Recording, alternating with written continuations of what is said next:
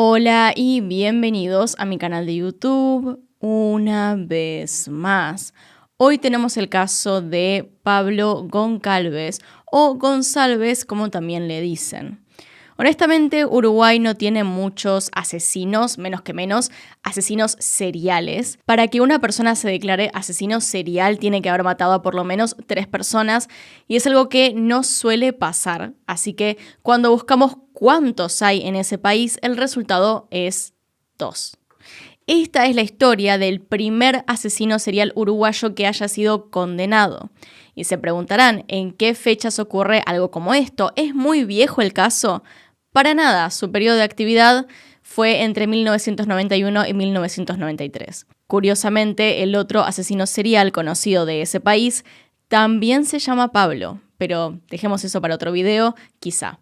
Entonces, ahí arriba en la que está en pantalla pueden ver el resto de mis casos. Acá abajo tienen mis redes sociales por si quieren seguirme en alguna de ellas. Y sin nada más que decir, comencemos.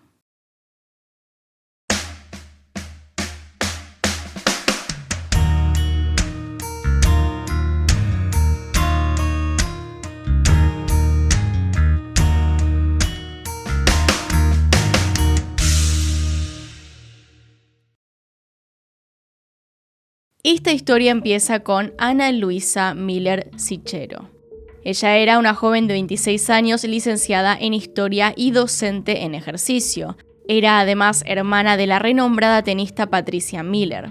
Había salido la noche del 31 de diciembre de 1992 con su novio Hugo Zapelli, joven de similar condición social y económica. Ambos eran de buen pasar económico. Y Carrasco, donde la familia Miller vivía, era una zona conocida por ser de personas pudientes. Recibieron el año nuevo cenando en un restaurante de Carrasco junto a la familia de Ana Luisa. Año nuevo, época de festejo, todos estaban felices y la pareja tenía planes para más tarde. Alrededor de la 1 de la madrugada, ya en Año Nuevo, la pareja fue a bailar al reconocido club nocturno o boliche Old Christians. A la mañana, cuando apenas estaba saliendo el sol, ambos jóvenes abandonaron el lugar. Hugo contó que luego de eso, Ana Luisa manejó su auto y lo llevó hasta su casa, a la cual llegaron cerca de las 7 menos 20. Permanecieron un tiempo ahí dentro. Afuera empezó a llover, así que cuando Ana Luisa se estaba por volver a su propia casa, él le ofrece un paraguas que es descrito en toda esta historia en varios medios como paraguas de hombre. Y este es un dato que más tarde es usado como detalle en la investigación. Y es en ese interín de ruido que hacen en la casa, el tiempo que estuvieron dentro, que terminaron despertando a la madre del novio. El tema acá es que ella dice no haber visto a Ana Luisa en su casa en aquel momento. Puede que estuviera ahí, pero ella no la vio. Esto se sumó más tarde a otro testimonio confuso. Según el novio de Ana Luisa, cuando llegaron, ella se había estacionado detrás de un auto celeste y se había ido de la casa a eso de las 7:20 de la mañana, horario en que él se va a dormir. Sin embargo, unos vecinos que volvieron también de aquella misma fiesta a la casa que estaba pegada a la de esta familia, dicen que estuvieron entre las 7:15 y 7:30 de la mañana, pero que no vieron a Ana Luisa irse ni a su auto, ni un auto color celeste. Detalles aparte, según el testimonio del novio, cerca de las 8 de la mañana, Ana Luisa se dirigió en su coche hasta su casa, pero lamentablemente nunca llegó.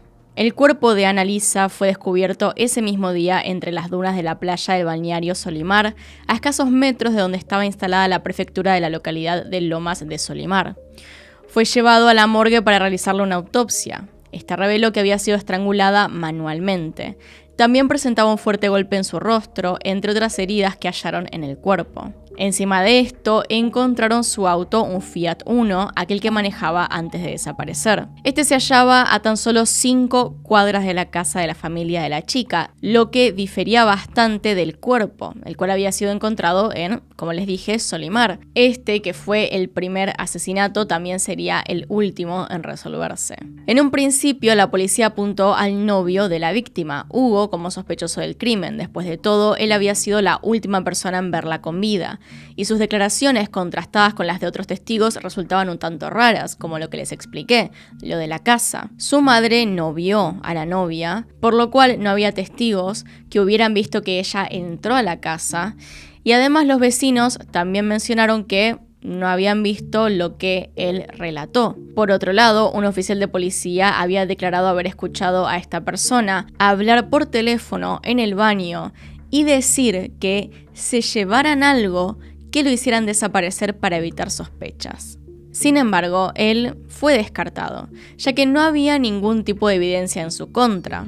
Esto de todas formas tardó, porque era la única persona de la cual podían sospechar. Incluso el propio Hugo se sometió voluntariamente a la prueba del polígrafo, tema por el cual tuvieron que contactar agentes del FBI para que llevaran la máquina, la cual era una novedad.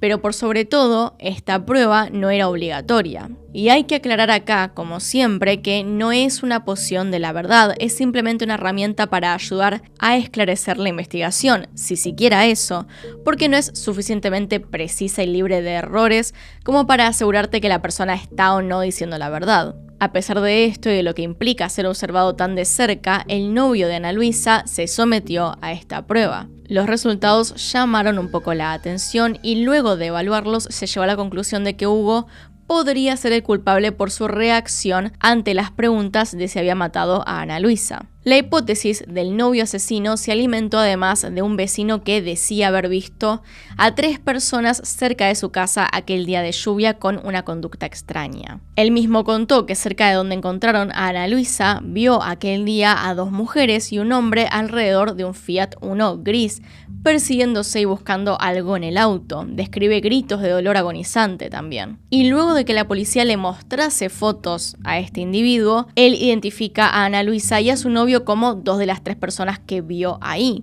Evidentemente, todo esto junto forman una increíble sospecha sobre este hombre. Sin embargo, había algunos detalles que no quedaban del todo claros, entre horarios, el hecho de que lloviera y la hora a la que el novio volvió a la casa. Digamos que, si estuvo forcejeando debajo de la lluvia, su madre, por lo menos, hubiera visto algún elemento extraño en su vestimenta o rescatado algún comportamiento fuera de lo común cuando volvió a su casa. Tan seguro estaba de sí mismo el novio de la víctima que pidió que se le hiciera una sesión de terapia con hipnosis. De esta forma, las sesiones no fueron solamente para él, sino también para el vecino que había declarado previamente. Cuando este hombre fue a la sesión, no aportó nada nuevo y al juez no le gustó para nada la idea de hacer la sesión de hipnosis al sospechoso.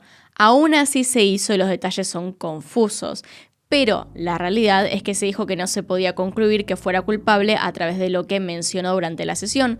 No parecía que estuviera mintiendo. A los ojos de los investigadores podría haber sido él, pero no había nada concreto que apuntara a eso. Entonces, ¿quién más podría haber cometido un crimen así? El auto de Ana Luisa fue encontrado cerrado y se pudieron observar manchas de sangre y la falta de un cinturón de seguridad. No estaban las llaves. Claramente, lo que sea que le ocurrió pasó ahí dentro. Lo extraño era el motivo del crimen, porque si no fue su novio, ni su exnovio, a quien también interrogaron, y no se llevó nadie el auto, es decir, no fue por un robo, entonces, ¿quién podría querer llevarse la vida de esta joven? Fue por gusto. Un asesino entonces andaba suelto. Al ser tan llamativo un crimen así en Uruguay, el caso se volvió inmediatamente mediático y estaba en boca de todos. Es justamente por eso que la policía obtuvo montones de pistas de diferentes individuos que se encontraban cerca en aquel momento del crimen. Sin embargo, esta información no sirvió de mucho y no se pudo evitar el siguiente asesinato. La segunda víctima fue Andrea Gabriela Castro Pena, quien tenía apenas 15 años. Vivía con sus padres en Malvin y cursaba 4º año de secundaria en el liceo número 20. Ella solía ir con sus amigos al boliche England y aquel día hizo lo mismo. Lamentablemente, al día siguiente, cuando su hija no llegó a casa, el padre de Andrea hizo la denuncia de desaparición. En realidad, la joven se había ido del lugar de England a las 4:20 de la mañana en moto. Al menos eso es lo que le dijeron al padre. Fue casi un mes después que se encontró el cuerpo de Andrea, parcialmente sepultado bajo la arena de una playa en el balneario de Punta del Este. Le faltaban la campera y los zapatos. El cuerpo tenía atado al cuello una corbata verde y blanca que Andrea no llevaba puesta durante la fiesta ni saliendo de su casa. Esta prenda no era suya. En aquel momento la única gran pregunta era cómo había terminado el cuerpo en Punta del Este. Es un viaje de 2 horas en auto desde donde estaba. Interrogaron a todo aquel con quien tuvo contacto, incluyendo gente que trabajaba en el lugar y vecinos. Ella no estaba drogada, no había tomado en exceso, no hubo envenenamiento de algún tipo ni abuso sexual. Andrea iba bastante a esa discoteca y por lo tanto la conocían las personas que también solían ir y los trabajadores del lugar. Como no se tenía ninguna pista importante, se insistió en que la persona que cometió el crimen tenía que ser del círculo cercano de Andrea. También llamó la atención el lugar donde fue dejado el cuerpo, tan lejos, en un lugar así de público. De esto se podían sacar más conclusiones. La primera era que el individuo culpable debía tener algún vehículo particular. La segunda era que para hacer todo ese camino y arriesgarse a cruzar controles, el asesino seguramente conocía a la víctima y había hecho el mismo camino más de una vez con ella. Si era alguien que conocía, podía llegar a ser algún amigo o novio. Así que la investigación se centró en ir por ese lado. En el boliche sabían que Andrea había tenido un novio llamado Pablo, un hombre que trabajaba en un taller mecánico y, dicho sea de paso, tenía auto y moto. El problema es que aquella noche en el boliche no lo habían visto. Esto incluye a la gente de seguridad en la puerta, quienes también lo conocían. Fue durante los interrogatorios que se llega a uno de los DJs que trabajaba en este lugar y se le preguntó si conocía a este chico que habían nombrado antes, a Pablo. La respuesta fue que sí, y que aquella noche él sí lo había visto a las 4 de la mañana y que de hecho se habían saludado. Es así como surge cierto interés en este individuo para el caso. Pablo Goncalves. Goncalves tenía 22 años para cuando surgió el crimen de Andrea y era una realidad para algunas personas dentro del boliche que ellos habían estado juntos, mientras que otras personas lo negaban rotundamente. Además, este lugar era más una matiné, en realidad iban menores usualmente, era raro que él estuviera ahí, pero como era conocido del dueño, se había vuelto un regular. Al ser llevado a declarar, Pablo contó que había conocido a Andrea, que solo se veían cuando iban a bailar, pero nada más. Él dijo que no eran novios. Eso sí, ella conocía su taller, el cual quedaba dentro de su casa. Sin embargo, aquella noche en la que Andrea fue asesinada, él estaba en el puerto de Montevideo en otra fiesta. Pero volvió a su casa a las 3:30 de la madrugada y siguió el viaje hasta el boliche England para visitar a sus amigos, entre ellos el DJ, a quien pasó a saludar. Eso sí, él negó haber visto a la joven aquella noche. Obviamente, hasta este punto no había ningún indicio de que los crímenes que les relaté estuvieran en lo más mínimo conectados y tampoco había sospechas de que hubiera un asesino serial formándose en las calles de Uruguay. Nadie podría haber sospechado eso. Hablemos un poco entonces de este hombre, Pablo Goncalves, para que se den una idea de quién era y con quién estaban tratando. Goncalves nació y creció en España, era hijo de Hamlet Goncalves y Reina Gallareta. Su padre era un reconocido diplomático de Uruguay. Al momento de nacer Goncalves, su padre se encontraba desempeñándose como embajador en España. Es por esta razón que él pasó gran parte de su infancia en ese país. Sin embargo, desde los 9 años su familia se asentó en Montevideo, en el barrio Carrasco, que es uno de los barrios de mayor prestigio del país, es decir, de clase alta, donde suele vivir la gente más adinerada. Aún así, parte de su niñez y su adolescencia la pasó fuera de Uruguay debido a la labor diplomática de su padre, conociendo varios países como Suecia, Brasil, Paraguay y Perú. Asistió a la primaria Christian Brothers en Uruguay, una escuela privada y católica.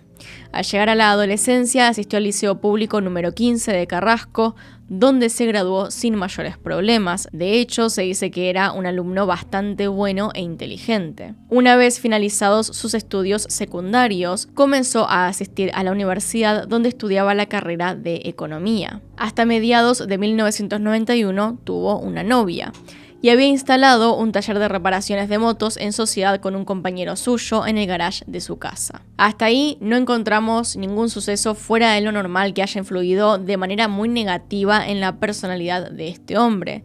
Tal vez el hecho de haber tenido una infancia muy agitada, yendo de lugar en lugar, haya hecho que no se pueda nunca afianzar bien con un grupo de amigos. De hecho, para cuando terminó la secundaria, Goncalves era una persona bastante solitaria, de muy pocos amigos, introvertido y que rara vez expresaba lo que le pasaba o sentía. Además, era una persona fría y calculadora, siempre planeaba todo y lo pensaba varias veces antes de tomar cualquier tipo de decisión.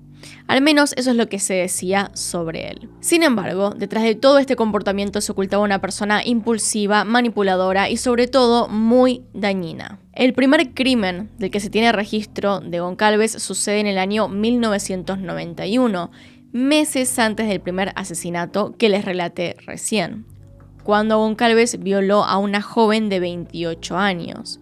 La mujer fue a la policía luego del hecho y alegó haber sido violada por este hombre, tras ser amenazada con un revólver y luego amarrada al asiento del acompañante del auto de Goncalves con unas esposas. En su relato, la víctima cuenta que ese día era feriado y por eso no había transporte público. Entonces apareció él con su auto mientras ella caminaba. El hombre intentó hablarle en portugués. Al ver que no funcionaba, se bajó del auto, la tomó por la fuerza e hizo que entrara en su vehículo, un Subaru gris. Dentro saca unas esposas y le sujeta las muñecas. Después la amenaza con el arma. Ella intentó escapar, pero no pudo y fue entonces que Goncalves la llevó hasta un terreno baldío y abusó sexualmente de ella. Como prueba, la mujer presentó la cédula de identidad de Goncalves, que había logrado conseguir antes de que ésta la dejara libre, ya que se le cayó la billetera. Pero él logró salir indemne de esto al declarar que la relación sexual fue consentida y que ella, en verdad, le había robado la billetera. Era una cuestión de palabra contra palabra y sabemos que en estos casos, más en esa época, la mujer tenía las de perder. Cosa increíble, ya que cuando ella hizo la denuncia se pudo constatar que había sido abusada, pero parece que no importó. Finalmente la denuncia fue desestimada y no quedó registrado ningún antecedente penal. Sin embargo, esta misma denuncia sería clave más adelante para atraparlo. Pero para eso requerimos que haya una tercera víctima de asesinato, María Victoria Williams, de 22 años. Ella era oriunda del departamento de Salto y por entonces vivía junto a su tía a 2 cuadras de la casa de Pablo Goncalves, algo increíblemente conveniente para él. Su asesinato se llevó a cabo el 8 de febrero de 1993. Estaba aguardando el colectivo para ir a su trabajo. En realidad, nunca llegó a tomárselo. La preocupación fue casi al instante, ya que al no llegar al trabajo le llamó la atención a sus conocidos e inmediatamente la dieron por desaparecida. El tema es que siendo mayor de edad podía haber seguido esas horas a cualquier lado sin avisar. No era tan evidente que algo le había pasado. Entonces fue recién el 10 de febrero que se pudo hacer la denuncia como tal, muy tarde. El 12 de febrero de aquel año encontraron el cuerpo en la zona de Shangri-La. El problema que estaba a la vista de todos era que la zona donde había desaparecido se conectaba con los 2 crímenes anteriores. Todo se daba en un perímetro de unas cuadras. Es evidente ahora, mirando desde lejos el caso, que había una persona actuando siempre en la misma zona. Y eso usualmente quiere decir que es un lugar que el asesino conoce bien, lo que lleva a otra conclusión. Es muy posible que la casa de este individuo estuviera cerca. Pero antes de hacer todo ese hilo de conclusiones, los investigadores miraron a las personas del círculo cercano de María Victoria Williams. ¿Y qué encontraron? El nombre de Pablo Goncalves. Era vecino, vivía muy cerca y estaba la posibilidad de que se hayan cruzado. En los 3 casos, la causa de muerte había sido asfixia por sofocación. En ninguno había indicios de intento de robo y además ninguna de las mujeres había sido violada.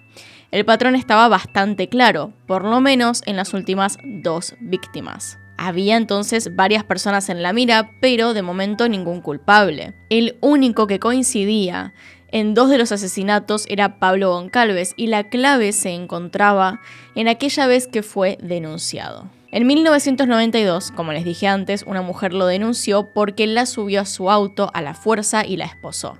Acá está lo más importante, esas esposas fueron finalmente encontradas, pero no en aquel momento, sino en 1993, cuando los casos se estaban investigando. Después de constatar que Pablo Martínez, el nombre que le había dado a aquella víctima, que sobrevivió, y Pablo Goncalves eran la misma persona, Los investigadores corroboraron algunos otros datos importantes, como por ejemplo que su casa quedaba a tan solo una cuadra de donde había desaparecido la última víctima, María Victoria Williams. Esto ya era demasiada coincidencia. Fue entonces que empezaron a seguir sobre esta línea de investigación, a tomar testimonios de personas cercanas al entorno de Goncalves.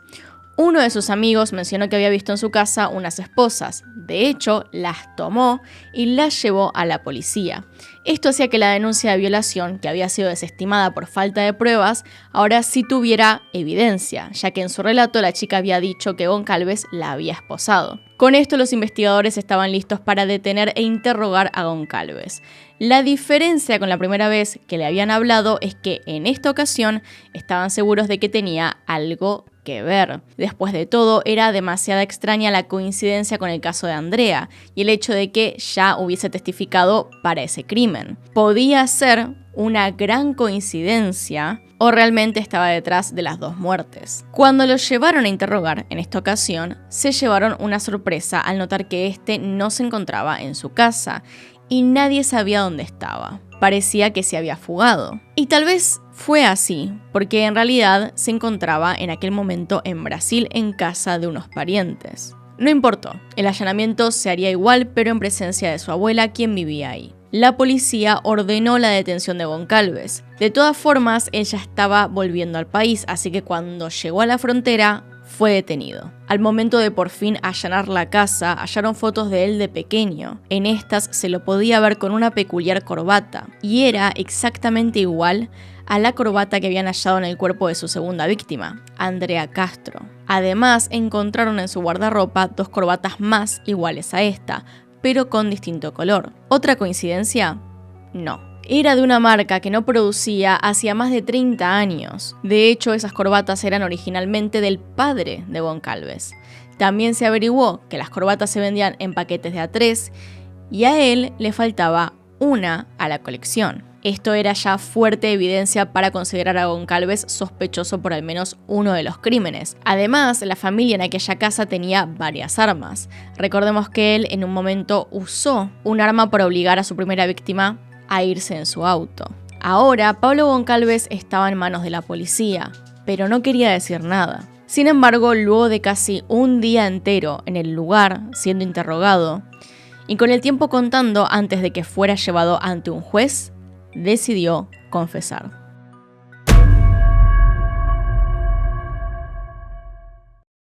Esto es lo que él contó que sucedió en aquellos asesinatos. El primero tiene lugar en Año Nuevo de 1992. Ana Luisa Miller fue interceptada por Goncalves en la puerta de su casa. No se sabe si la estaba esperando o si fue solamente una casualidad. Nuevamente, como en su primer crimen, la amenazó a punta de pistola y la obligó a ingresar a su auto.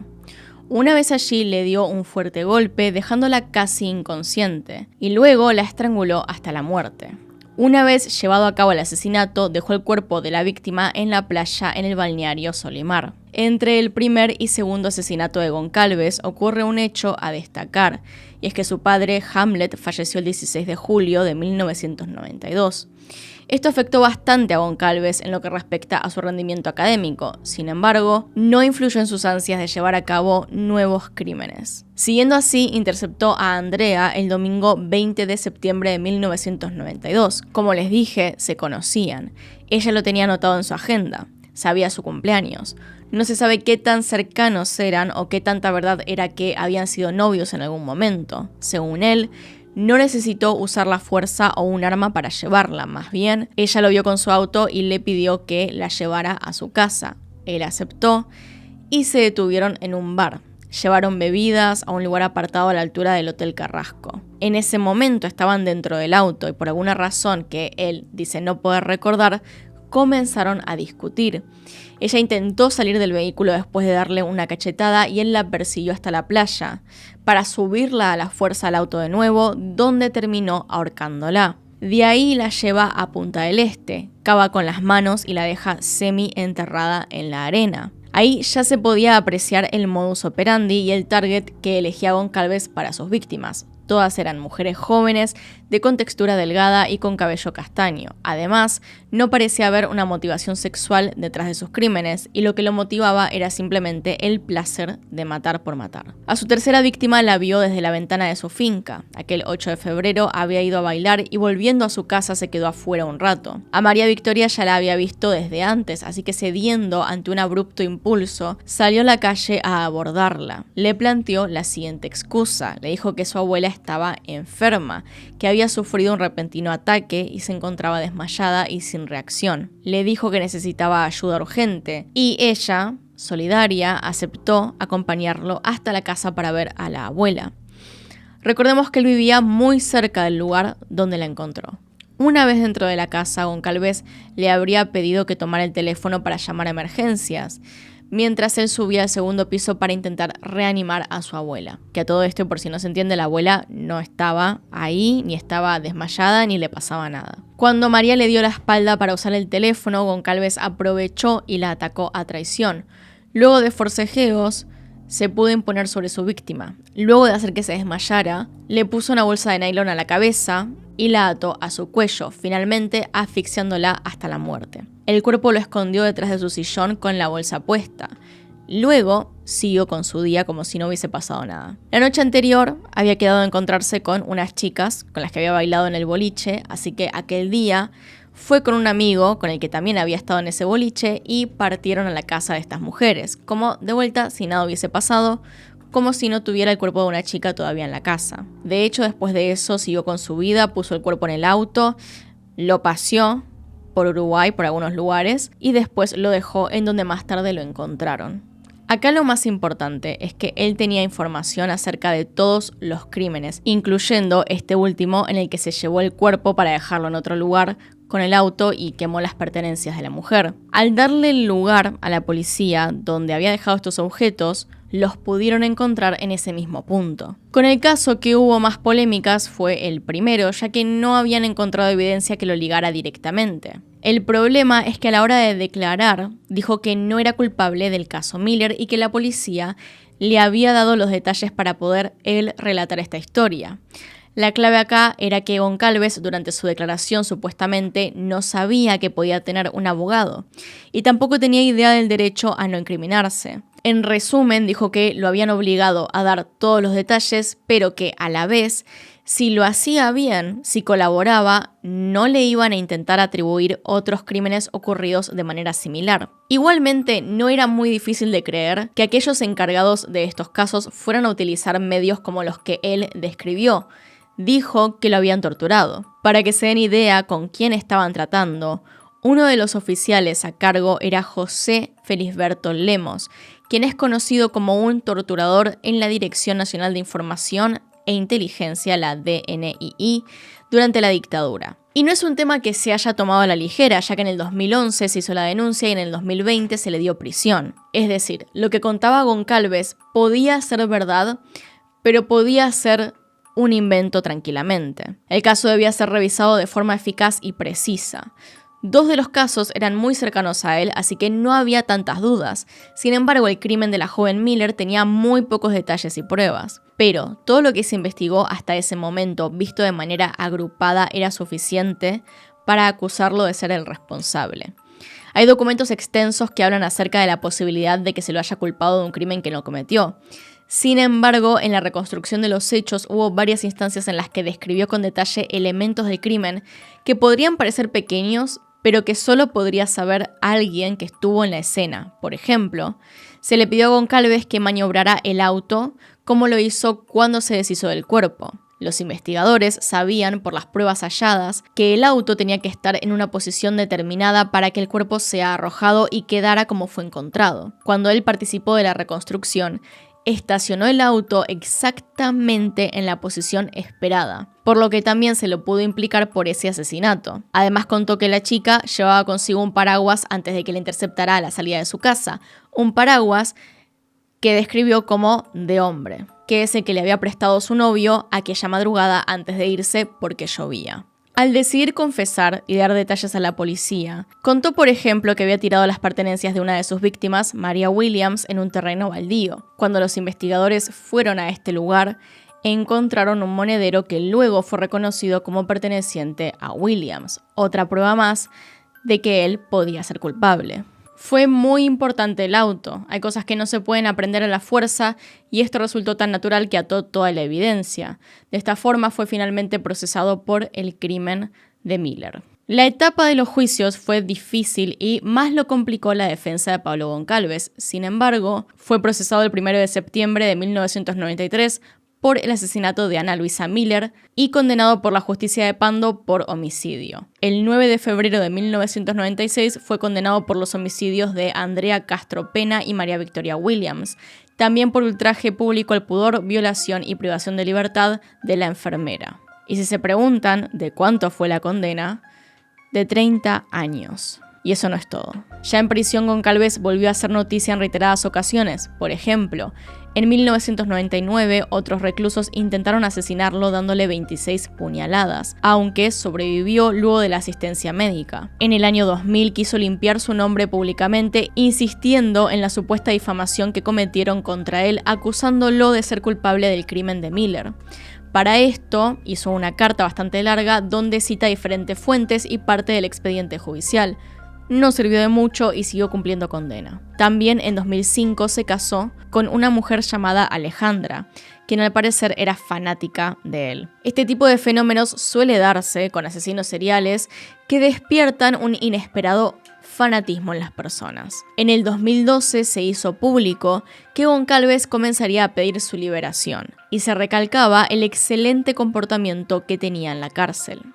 Y, de repente, un día del año 2016, los diarios informaron que Pablo Goncalves ya no estaba en la cárcel de Campanero. Fue liberado luego de cumplir solo 23 años y 7 meses de condena. Se le redujo la pena debido a su buen comportamiento y al hecho de que estudiaba y trabajaba en la cárcel. Hubo muchas polémicas, como se deben esperar, ya que luego de su liberación la gente empezó a temer que Goncalves volviera a atacar.